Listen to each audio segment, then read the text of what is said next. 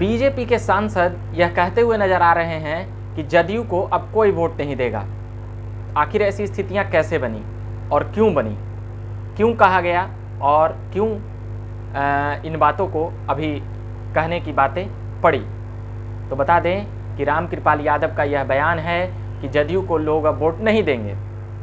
5 राज्यों में विधानसभा चुनाव होने वाला है, उसमें पश्चिम बंगाल 292 विधानसभा क्षेत्र की पार्टी वहाँ पर चुनाव होने वाली है। बीजेपी वहाँ पर चुनाव लड़ रही है और जदयू भी चुनाव जहाँ जहाँ विधानसभा का चुनाव होने वाला है अपनी पार्टी विस्तार के नाते या पार्टी विस्तार के हैसियत से चुनाव लड़ने वाली है। तो जदयू और बीजेपी का अलायंस अलग अलग राज्यों में नहीं है। इस कारण से रामकृपाल यादव ने कहा कि जदयू को अब कौन वोट देगा। जैसे जैसे कोई भी चुनाव आता है देश में तो तमाम पार्टियां अपने अपने वोट बैंक पर ध्यान देती है। वैसे बता दें कि रामकृपाल यादव का बैकग्राउंड राजद का रहा है और वह लालू प्रसाद यादव के काफ़ी करीबी नेताओं में रहे हैं। कई बार सांसद रहे, मगर पिछले 2 बार से वह सांसद हैं पाटलिपुत्रा लोकसभा से और मीसा भारती को हराते हुए बने हैं। दो बार 2014 में ही मतभेद हो जाता है और तुरंत रामकृपाल यादव को बीजेपी के नेता उसे एक प्रकार से कह सकते हैं कि करीब लाते हैं और लोकसभा का टिकट भी दे देते हैं और फिर बाद में 2014 में ही मंत्री भी बनाते हैं। मगर 2019 में ऐसा कुछ देखने को नहीं मिला। फिर भी रामकृपाल यादव अभी भाजपा में हैं और बीजेपी के तरफ से काफ़ी सक्रिय नेताओं में भी हैं। मगर जो बयान आया है कि जदयू को कौन वोट देगा, जदयू नीतीश कुमार की पार्टी है और उसके वह बिहार में मुख्यमंत्री हैं। बीजेपी का कहना है कि बीजेपी का गठबंधन जदयू से बिहार में है, ना कि बंगाल में है, आसाम में है, उत्तर प्रदेश में है और यहाँ वहाँ तमाम स्टेटों में है। भारत में 29 स्टेटों में नहीं है। तो उसके बाद फिर अब बात उठ रही है कि क्या जदयू कहाँ कहाँ चुनाव लड़ने वाली है। जदयू अरुणाचल प्रदेश में चुनाव लड़ी थी, वहाँ पर उसके विधायक थे।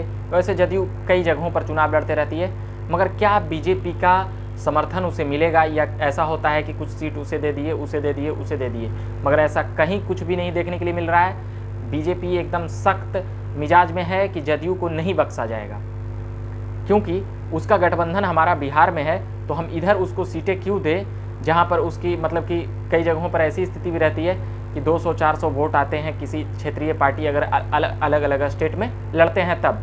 तो इसी कारण से रामकृपाल यादव ने ये बातें की है कि जदयू को कौन वोट देगा, मगर इसे बिहार के संदर्भ में जोड़कर काफ़ी देखा जा रहा है और यह एक हेडलाइन भी बन रहा है कि बीजेपी के सांसद ने जदयू को कहा है कि जदयू को कौन वोट देगा। मगर ये बातें जब बिहार में होगी तो यह खबर काफ़ी तेज बनेगी, क्योंकि बिहार में बीजेपी और जदयू का गठबंधन है और अभी खटपट की खबरें जिस प्रकार से चलते रहती है वो कहीं ना कहीं एक शंका पैदा करती है, क्योंकि जदयू का सीट 43 है, बीजेपी का सीट 74 है बिहार विधानसभा में।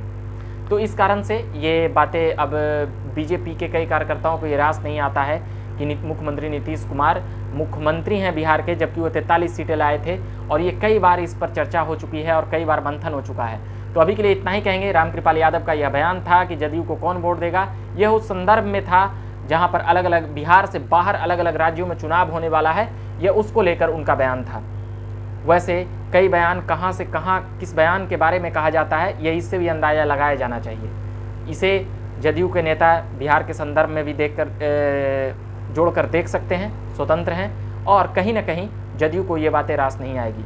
कोई भी नेता कोई भी पार्टी के खिलाफ अगर उसके पार्टी के खिलाफ कहेगा तो उसके कार्यकर्ताओं और उसके नेताओं को सही नहीं लगेगा, मगर शीर्षस्थ नेता जानते हैं कि अगर अलग स्टेट में अगर हमारी लड़ाई होती है तो वो उनका बयानबाजी सही है। तो अभी के लिए इतना ही कहेंगे। झकास भारत से मैं रविकांत, मैं तमाम पॉलिटिकल खबरों के साथ मैं झकास भारत पर आते रहता हूं और आते रहूंगा और अभ्यर्थियों के मुद्दों के साथ भी आऊँगा। अभी के लिए इतना ही कहूँगा। झकास भारत चैनल को आप सब्सक्राइब जरूर करिएगा ताकि अगला खबर आप तक जाता रहे। अभी के लिए धन्यवाद।